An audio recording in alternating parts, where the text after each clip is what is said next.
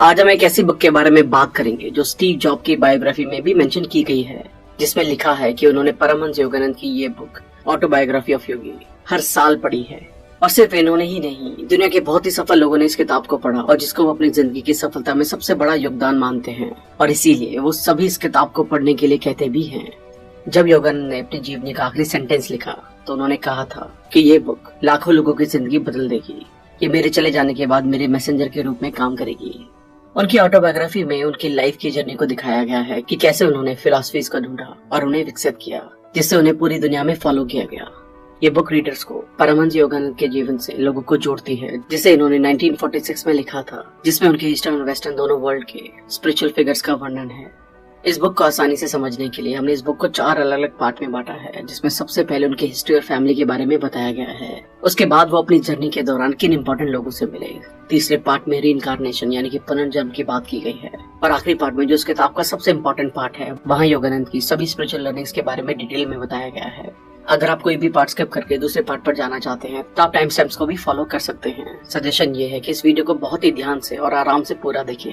अगर आपने अब तक हमारे चैनल को सब्सक्राइब नहीं किया तो इससे पहले कि आप वीडियो में खो जाएं, इमीडिएटली चैनल को सब्सक्राइब और वीडियो को इमीडिएटली लाइक भी कर दें। हमारा चैनल यूट्यूब के बेस्ट समरी चैनल में से एक है। हमारी वीडियोस कभी कभी थोड़ी लंबी हो सकती है, क्योंकि हम वीडियो और बुक के कंटेंट पर कभी भी कॉम्प्रोमाइज नहीं करते, इसलिए वीडियो को एंड तक देखना जरूरी है। और याद रखिए, अगर ये वीडियो आपको पसंद आए तो सभी जरूरतमंद लोगों के साथ इस वीडियो को शेयर करना ना भूलें। क्या पता उनकी जिंदगी इस वीडियो को देखने के बाद बदल जाए। Family and history of Yogananda. Paramahansa Yogananda का जन्म एक बंगाली हिंदू फैमिली में मुकुंद लाल घोष के घर में गोरखपुर में हुआ। इनका जन्म 1893 में हुआ। उनके पिता एक स्कॉलर थे जिन्होंने कई सीक्रेट टेक्स्ट, जिसमें भगवत गीता भी शामिल है, याद कर रखे थे। वो बताते हैं कि भारतीय संस्कृति गुरु शिष्य रिलेशनशिप को सभी चीजों से ज्यादा महत्व देती है, क्योंकि ये विजडम और स्पिरिचुअलिटी पर आधारित होता है। योगानंद की पूरी फैमिली पूरी तरह से इस ट्रेडिशन में खुली हुई है। उनका मानना था कि योगानंद एक एनलाइटेड सोल हैं, जिन्होंने अपने चाइल्डहुड के दौरान अपने आप को कई रूप में मैनिफेस्ट किया है। जब वो सिर्फ 2 साल के थे तब उन्होंने खुद को अपने पिछले जन्म में एक यंग योगी के तौर पर कैलाश पर्वत पर तिब्बत में देखा था। जब योगानंद 4-5 साल के थे तब ज्यादातर बच्चे बात नहीं करते थे। तभी उन्होंने बताया कि वो पिछले जन्म में क्या थे। इससे उनके आसपास के लोगों का उन पर ध्यान गया। योगानंद के पिताजी बंगाल नागपुर रेलवे में एक हाई रैंक पर थे। उनकी माताजी लविंग और काइंड थी और अपने बच्चों को सिर्फ प्यार के जरिए सिखाती थी। उनके पेरेंट्स अपने गुरु लहरी महाशय के साथ काफी डीपली कनेक्टेड थे। जैसे जैसे योगानंद बड़े हुए उन्हें स्पिरिचुअल अनुभव होते रहे। वो अपनी कम्युनिटी के संत और गुरुओं को अपनी गाइडेंस के लिए ढूंढते रहे। 11 साल की उम्र में उनको ऐसे विजन आए जैसे कि उनकी माँ कह रही हो कि वो अब मरने वाली है। कुछ ही समय बाद वो मर जाती है और इससे योगानंद हिमालयस में जाने के लिए मजबूर हो जाते हैं। वो अपने भाई से नहीं जाने के लिए कन्विंस थे, लेकिन वो साथ ही एक गुरु को लगातार ढूंढ रहे थे जो उन्हें बेहतर गाइडेंस दे सके। जब योगानंद 17 साल के थे वो एक गुरु से मिले। उनका नाम श्री युक्तेश्वर गिरी था, और उनसे मिलने से पहले योगानंद को उनके बारे में कई बार विजन आया था। दोनों ने जब एक दूसरे को बनारस के बाजार में देखा तो उनको एक दूसरे के लिए अनकंडीशनल लव फील हुआ। श्री युक्तेश्वर ने योगानंद को कई लेसन सिखाए जो सीखने में मुश्किल थे पर लंबे समय में फायदेमंद भी थे। हालांकि कभी कभी जो युक्तेश्वर जी कहते थे उसको समझ पाना मुश्किल होता था, लेकिन योगानंद उनके पिछले जन्म के गुरु शिष्य के स्ट्रॉन्ग कनेक्शन की वजह से उन मोमेंट्स को भी एम्ब्रेस करते थे। श्री युक्तेश्वर ने योगानंद को क्रिया योग के कई प्रिंसिपल्स बताए। एक ऐसी योगिक प्रैक्टिस है जो लोगों को एनलाइटन होने में हेल्प करती है। क्रिया योग ऐसे मेडिटेशन पर फोकस करती है जिससे आप सांस के जरिए दिमाग, शरीर और आत्मा को एक कर सकें। योगानंद ने खुद को इस प्रैक्टिस में मास्टर करने के लिए और अपने गुरु के साथ पढ़ने के लिए डिवोट किया। इसी के साथ साथ योगानंद काफी प्रैक्टिकल थे और अपनी खुद की स्टडीज पर भी फोकस किया करते थे। हालांकि श्री युक्तेश्वर उनको बताया करते थे कि उन्हें मटेरियल वर्ल्ड में रहते हुए इसके सभी लेसन्स, पर्सपेक्टिव्स और अवसर्स को एनलाइटमेंट के लिए एंजॉय करने की जरूरत है। 1915 में सेरमपुर कॉलेज से डिग्री प्राप्त करने के बाद, जो कि एक ब्रिटिश यूनिवर्सिटी थी, श्री युक्तेश्वर के आदेश पर योगानंद ने सन्यासी जीवन की शपथ ली और तब वो स्वामी योगानंद गिरी कहलाए। योगानंद ने फिर अपनी स्पिरिचुअल नॉलेज को पूरी दुनिया के साथ शेयर किया। 1917 में उन्होंने वेस्ट बंगाल में एक स्कूल शुरू किया जहाँ पर स्टूडेंट्स योग और ट्रेडिशनल इंडियन स्पिरिचुअलिटी सीख सके। वो पहली बार 1920 में अमेरिका गए और अमेरिकन ने भी इनकी टीचिंग को एम्ब्रेस किया। उसी साल उन्होंने अपने आइडियाज को सभी जगह प्रमोट करने के लिए सेल्फ रियलाइजेशन फेलोशिप की लॉस एंजलिस में स्थापना की। बीच में एक छोटी सी इंडिया विजिट के बाद योगानंद ने अपना बाकी जीवन अमेरिका में ही बिताया। उस समय में वो गांधी जी से मिले और उन्हें क्रिया योग से परिचित करवाया। योगानंद की लाइफ और उनकी टीचिंग्स इतनी यूनिवर्सल थी कि वो अपने लाइफ टाइम में बहुत से फेमस लोगों से मिले। दयालु लोगों के साथ उनका मिलन। वो कई संतों से मिले जिसमें परफ्यूम सेंट भी शामिल है, जो किसी भी वक्त सेंट प्रकट कर सकते थे। द टाइगर स्वामी, जिन्होंने टाइगर के साथ लड़ाई की और उन्हें हराया। और लेविटेटिंग सेंट, बहादुरी महासभा, जिन्होंने योगी बनने के लिए अपनी रिच फैमिली को छोड़ दिया। वो शंकरी माई जीव से भी मिले, ऐसी योगिनी जिनकी एज बहुत ज्यादा थी, और निर्मला देवी, जिनको जॉय परमिटेड मदर भी कहा जाता है और जिन्होंने अपना ज्यादातर वक्त समाधि में बिताया। योगानंद ने बंगाल में गिरिबाला को ढूंढने के लिए ट्रैवल किया। ऐसी संत जो खाना नहीं खाती थी और सिर्फ योग टेक्निक की मदद से कई दशकों से बिना खाने के जिंदा रही, बिना किसी बीमारी के, और ये चीज क्लोज ऑब्जर्वेशन से भी साबित की गई। इनके करीबी दोस्तों में scientist Jagdish Chandra Bose, Rabindranath Tagore, Luther Burbank और श्री रमना महर्षि भी शामिल थे। आप इन जैसे बहुत ही फेमस और इंस्पायरिंग लोगों की बायोग्राफीज कुकू एफएम पर भी सुन सकते हैं। आशा करते हैं आप सबने कुकू एफएम की ऐप को इंस्टॉल भी कर लिया होगा, क्योंकि कुकू एफएम एक ऐसा प्लेटफॉर्म है जहां आप दुनिया की हजारों बेस्ट किताबों को, बायोग्राफीज को और स्किल के बारे में सीख सकते हैं। बेस्ट चीज ये है कि आपको इसके लिए एक जगह बैठने की जरूरत नहीं है। आप ट्रैवल करते वक्त, काम करते वक्त भी इसको सुन सकते हैं। इस प्लेटफॉर्म की नॉर्मल कीमत सालाना 399 रुपए है, लेकिन अगर आप RBC20 कूपन कोड यूज करते हैं तो आपको मिलेगा 20% डिस्काउंट, यानी कि हर साल 319 रुपए, एक दिन का 1 रुपए से भी कम, जिसमें आपको मिलेगा हजारों ऑडियो बुक्स का एक्सेस। अगर आप इसे डाउनलोड करना चाहते हैं तो लिंक डिस्क्रिप्शन में मिल जाएगा। पुनर्जन्म, यहाँ पर पुनर्जन्म के कॉन्सेप्ट पे बात कर रहे हैं। उन्होंने यहाँ कोई टर्म यूज नहीं की है, लेकिन रीडर्स को समझाने के लिए कुछ खास एग्जाम्पल के जरिए इस आइडिया को आसानी से समझाया है और ये बताया है कि ये चीज एक सच है। ज्यादातर लोग जो पुनर्जन्म के कॉन्सेप्ट को पहली बार सुनते हैं वो इसे नकार देते हैं और इसे गलत तरीके से समझ लेते हैं। जैसे आप कई बार लोगों से सुनते होंगे कि अगर वो वापस इस दुनिया में आते हैं तो वो एक पक्षी बनना चाहेंगे, लेकिन योगानंद बताते हैं कि पुनर्जन्म एक एवोल्यूशनरी प्रोग्रेस का पार्ट है। इसलिए एक पक्षी बनकर आना एक डेवोल्यूशन होगा, यानी कि पीछे जाना होगा।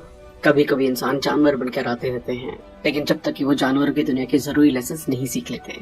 धरती पर दोबारा आना एक शरीर के अंदर योगा फिलोसफीज का एक इम्पोर्टेंट कॉन्सेप्ट है और एक कर्म के साथ काम करता है, जो एक बिब्लिकल कॉन्सेप्ट जैसा भोगे वैसा काटोगे पर आधारित है। योगानंद की इन कॉन्सेप्ट की एक्सप्लेनेशन बहुत ही अच्छी है। वो अपने रीडर्स को ये समझाने में मदद करते हैं कि क्यों उनका जन्म इस धरती पर हुआ है, उनका सच्चा गोल क्या है और किस तरह वो इसे अचीव कर सकते हैं। अधिकतर समय नश्वर चिंताओं को पार करने के योगानंद के प्रयासों में असुविधाओं या अप्रिय संवेदनाओं का प्रबंधन शामिल था। जैसे कि उन्होंने लंबे फास्ट के दौरान शिकायत न करने की कोशिश की और ये सीखा कि कैसे उनको काटने वाले मच्छरों और दूसरे कीड़ों पर ध्यान दिए बिना मेडिटेट किया जाए। इन डिस्कम्फर्ट्स के मोमेंट ने बजाय उनकी खुद की जरूरतों पर भगवान के ऊपर फोकस करने को सीखने में योगानंद की बहुत हेल्प की। उन्होंने महसूस किया कि ऊंचा उठने का मतलब ये नहीं है कि आप पूरी तरह से दुनिया को नकार दें, या आपके उजागर माइंड को जिम्मेदारी और चिंताओं के प्रति अटेंशन के साथ बैलेंस करने के बारे में है। आध्यात्मिक यात्रा के माध्यम से उनकी सीख। इस पार्ट में उनकी स्पिरिचुअल जर्नी की 5 सीख के बारे में बताया गया है, जो कि इस किताब का सबसे इम्पोर्टेंट पार्ट है। सेल्फ रियलाइजेशन, यानी कि आत्मबोध। शरीर में, दिमाग में और आत्मा में हर चीज में भगवान विद्यमान है। हमें ये प्रार्थना करने की जरूरत नहीं है कि हमें भगवान मिल जाए। भगवान सिर्फ हमारे आसपास नहीं है, लेकिन वो हम में ही है।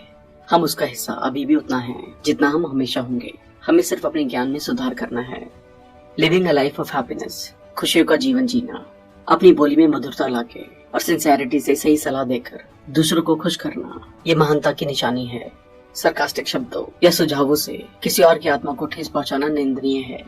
वो अक्सर कहा करते थे, आपके आसपास जो है उसके साथ कंफर्टेबल रहें। फिजूल खर्च आपको डिस्कम्फर्ट ही देगा। अपने डर की आंखों में देखें और ये आपको परेशान करना बंद कर देगा। बीते कल को भूल जाएं, क्योंकि ये आपके हाथ से निकल चुका है। आने वाले कल को भूल जाएं, क्योंकि ये आपकी पहुंच से बाहर है। अपने प्रेजेंट को कंट्रोल करने की कोशिश करें। अभी बहुत सही से जिएं, यही बुद्धिमानों के जीने का तरीका है। एक साधारण प्रेम स्वार्थी होता है। इसकी जड़ में सिर्फ अपने डिजायर्स और सेटिस्फैक्शंस होते हैं। दिव्य प्रेम बिना शर्त, बिना सीमा, बिना परिवर्तन के साथ है। Living a purpose and being purposeful, उद्देश्य में रहना और उद्देश्यपूर्ण होना। जितना गहराई से हम समझते हैं उतना ही सबूत को बल मिलता है कि एक यूनिफॉर्म प्लान नेचर में मौजूद सभी फॉर्म को लिंक करके रखता है। इंसान की चेतनावस्था शरीर और सांसों की अवेयरनेस होती है। उनकी चेतनावस्था जो नींद में एक्टिव होती है, उनके मानसिक और अस्थायी शरीर और सांस से अलग होने से जुड़ी है। उनकी अतिचेतन अवस्था इस भ्रम से मुक्ति है कि हमारा एग्जिस्टेंस हमारे शरीर और सांसों पर निर्भर करता है, क्योंकि आप अकेले अपने विचारों के लिए जिम्मेदार होते हैं, इसलिए आप ही उन्हें बदल सकते हैं। बीइंग इन सर्विस, सेवा में होना। कुछ लोग दूसरों को नीचे दबाकर आगे बढ़ने की कोशिश करते हैं। इंसान का मन भगवान की सर्वशक्तिशाली चेतना की एक चिंगारी है। ये आपको बता सकती है कि किसी भी चीज में बहुत ज्यादा इंटेंसिटी से आपका ताकतवर मन भरोसा करता है, वो चीज तुरंत आपके पास आने लगती है। जितनी गहरी एक इंसान की सेल्फ रियलाइजेशन होती है अपनी सूक्ष्म वाइब्रेशन के जरिए, उतना ज्यादा वो यूनिवर्स को इन्फ्लुएंस कर पाता है। आपके दिल में एक चुंबक होती है जो सच्चे दोस्तों को आपकी ओर आकर्षित करती है। ये चुंबक निस्वार्थ होती है, दूसरों के बारे में पहले सोचती है। जब आप दूसरों के लिए जीना सीख लेते हैं तो वो आपके लिए जिएंगे। हमेशा याद रखें कि आप किसी से बिलोंग नहीं करते हैं, न ही कोई आपसे बिलोंग करता है। इस बारे में सोचें कि किसी दिन अचानक आपको ये दुनिया छोड़कर जाना होगा, इसलिए अपनी जान पहचान भगवान से बनाएं। शांत रहें, सलील रहें, हमेशा खुद के कमांड में रहें। आप जल्दी ही जान पाएंगे कि इस दुनिया में ढलना कितना आसान है। सफलता का नियम स्वास्थ्य, समृद्धि और खुशी लाने के लिए आत्मा की शक्ति का उपयोग करना। विचार की शक्ति, आप अपनी सक्सेस और फेलियर को आपके सोचने के तरीके के हिसाब से तय करते हैं। आप में ज्यादा स्ट्रॉन्ग क्या है, सक्सेस के थॉट्स या फेलियर के थॉट्स। अगर आपका माइंड नॉर्मली नेगेटिव अवस्था में रहता है तो कभी कभार आने वाले पॉजिटिव थॉट्स सक्सेस को अट्रैक्ट नहीं कर पाएंगे। लेकिन अगर आप सही तरीके से सोचते हैं तो आप अपना लक्ष्य ढूंढ लेंगे, चाहे अभी आप खुद को अंधेरे में ही क्यों ना फंसा हुआ पाते हों। इच्छा शक्ति, पॉजिटिव थिंकिंग के अलावा सक्सेस पाने के लिए आपको इच्छा शक्ति के साथ लगातार काम करते रहना चाहिए। हर बाहरी नतीजा आपकी इच्छा शक्ति का एक रिजल्ट है, लेकिन ये पावर हमेशा कॉन्शियसली यूज नहीं की जा सकती, क्योंकि कॉन्शियस विल के साथ एक मैकेनिकल विल भी होती है। आप नियति को नियंत्रित कर सकते हैं। आपका दिमाग हर चीज का क्रिएटर है, इसलिए आपको चाहिए कि इसको अच्छी चीजें क्रिएट करने में ही लगाया जाए। अगर आप एक डायनेमिक विल पावर के साथ एक थॉट से चिपके रहते हैं तो आखिर में एक वास्तविक बाहरी रिजल्ट निकल कर आता है। जब आप अपनी विल पावर को कंस्ट्रक्टिव पर्पस के लिए काम में लाने में सक्षम हो जाते हैं तब आप अपनी डेस्टिनी को कंट्रोल कर पाते हैं। लेकिन आपको अपने अंदर के शांत रहने वाले हिस्से में हमेशा श्योर होना चाहिए कि जो आप चाहते हैं वो आपके लिए सही है। तब आप अपने ऑब्जेक्टिव को हासिल करने के लिए अपनी इच्छा शक्ति का पूरी ताकत से इस्तेमाल कर सकते हैं। डर से लाइफ एनर्जी खत्म हो जाती है। ये आपकी डायनेमिक विल पावर की सबसे बड़ी दुश्मनों में से एक है। डर आपकी उस लाइफ फोर्स को जो आपके नर्व्स में लगातार बहती है उसको पैरालाइज कर देता है। आपके शरीर में वाइटलिटी कम हो जाती है। डर आपको उस चीज के डर से दूर नहीं ले जाता, बल्कि ये सिर्फ आपकी इच्छा शक्ति को कमजोर बनाता है। डर हमारे ब्रेन के जरिए शरीर के सब हिस्सों में एक गलत मैसेज भेजता है। यह हमारे दिल को कस देता है, डाइजेस्टिव फंक्शन को डिस्टर्ब कर देता है और साथ ही कई और शारीरिक डिस्टर्बेंस पैदा कर देता है। जब कॉन्शियसनेस भगवान पर होती है तब आपको कोई डर नहीं होगा। हर रुकावट करेज और फेथ के द्वारा ओवरकम कर ली जाएगी। असफलताओं से दृढ़ संकल्प जागना चाहिए। यहाँ तक कि फेलियर भी आपके विल पावर और आपके मटेरियल और स्पिरिचुअल ग्रोथ के लिए एक उत्तेजक की तरह काम करने चाहिए। जब आप किसी भी काम में फेल होते हैं तो हर एक फैक्टर को एनालाइज करना आसान हो जाता है, ताकि आप भविष्य में उन गलतियों को रिपीट करने के चांसेस खत्म कर सके। आत्मविश्लेषण की आवश्यकता। प्रोग्रेस का दूसरा सीक्रेट है सेल्फ एनालिसिस, यानी कि आत्मनिरीक्षण। ये एक मिरर है जिसमें आप अपने माइंड को खोल कर देख पाते हैं जो अदरवाइज आपसे छुपा रहता है। अपने फेलियर की जांच करें और अपनी अच्छी और बुरी प्रवृत्ति को सुलझाएं। देखें कि आप क्या हैं, आप क्या बनना चाहते हैं और कौन सी कमियां आपके लिए रुकावट बनी हुई है। पहल करने की रचनात्मक शक्ति। पहल करना या इनिशिएटिव लेना क्या होता है? ये आपके अंदर एक रचनात्मक क्षमता है, अनंत निर्माता की एक चिंगारी है। ये आपको कुछ क्रिएट करने की ताकत दे सकती है जो कभी किसी ने क्रिएट नहीं किया हो। ये आपको वही चीजें नए तरीके से करने के लिए प्रेरित करती है। जाहिर तौर पर अगर आप इनिशिएटिव लेने की पावर को समझ सकें तो जीरो से कुछ क्रिएट करना ये दर्शाता है कि जो असंभव दिखता है वो संभव हो सकता है। सभी लोगों में भगवान की छवि देखें। कई लोग अपनी गलतियों के लिए बहाना ढूंढ लेते हैं और दूसरे लोगों को बुरे तरीके से जज करते हैं। दूसरों को माफ करके और खुद की नाकामियों को परख कर उन्हें ओवरकम करके हमें इस एटीट्यूड को बदलना होगा। थॉट्स की आदतें हर किसी की लाइफ को कंट्रोल करती हैं। सक्सेस का जल्दी आना या डिले होना किसी की आदत पर बहुत निर्भर करता है। ये कोई आते जाते इंस्पिरेशन या ब्रिलियंट आइडियाज नहीं होते हैं, जितना कि आपकी रोजमर्रा की मेंटल हैबिट्स आपकी लाइफ को कंट्रोल करती है। आपके थॉट्स की हैबिट्स वो दिमागी चुंबक है जो आपके लिए कुछ निश्चित चीजें, लोग और कंडीशन की तरफ खींचती हैं। थॉट्स की अच्छी हैबिट्स बेनिफिट्स और अपॉर्चुनिटीज को अट्रैक्ट करती हैं।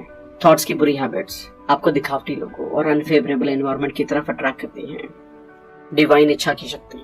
डिवाइन विल की कोई सीमाएं नहीं होती हैं। ये नोन और अननोन, नेचुरल और मिरेकल सभी तरह के लॉज के थ्रू काम करती हैं। ये आपकी किस्मत बदल सकती हैं, मरे हुए को चला सकती हैं, पहाड़ों को समुद्र में बदल सकती हैं और एक नया सोलर सिस्टम क्रिएट कर सकती हैं।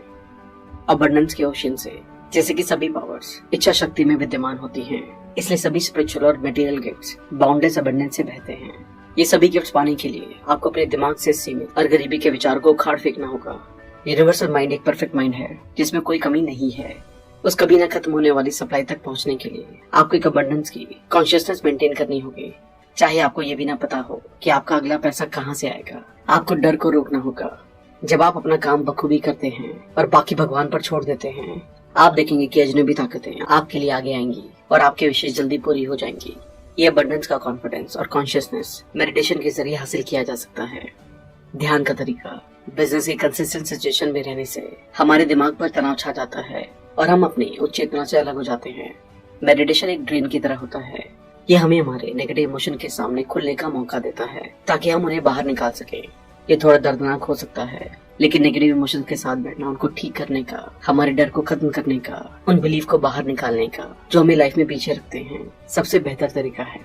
ध्यान और मेडिटेशन की पावर से आप अपने माइंड की कभी ना खत्म होने वाली पावर को अपने डिजायर को पाने और सभी डर के दरवाजे बंद करने के लिए डायरेक्ट कर सकते हैं। सभी सक्सेसफुल लोग डीप कंसंट्रेशन को बहुत महत्व देते हैं।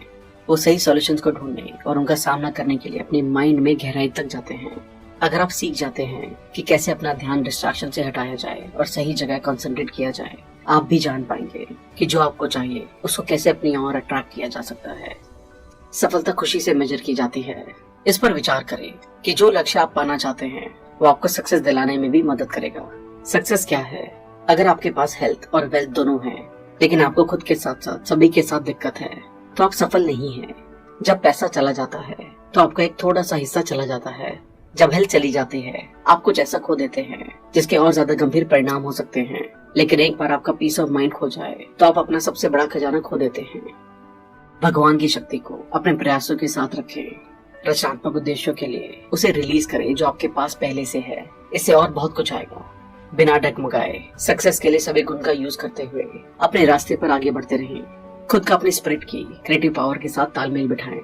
आप उस अनंत बुद्धिमत्ता के संपर्क में आएंगे जो आपका मार्गदर्शन कर सकती है और आपके सभी प्रॉब्लम्स को सॉल्व कर सकती है। एनर्जी एक रचनात्मक शक्ति है जिसका हम यूज कर सकते हैं। पूरी लाइफ एक एनर्जी है। ये वो चीज है जो प्लैनेट को चलाती है और रोज हमें काम पर जाने के लिए जान भरती है। एनर्जी सबसे पावरफुल टूल है जो हमारे पास हो सकता है। प्लैनेट की हर चीज किसी गोल को अचीव करने के लिए लगातार बढ़ रही है।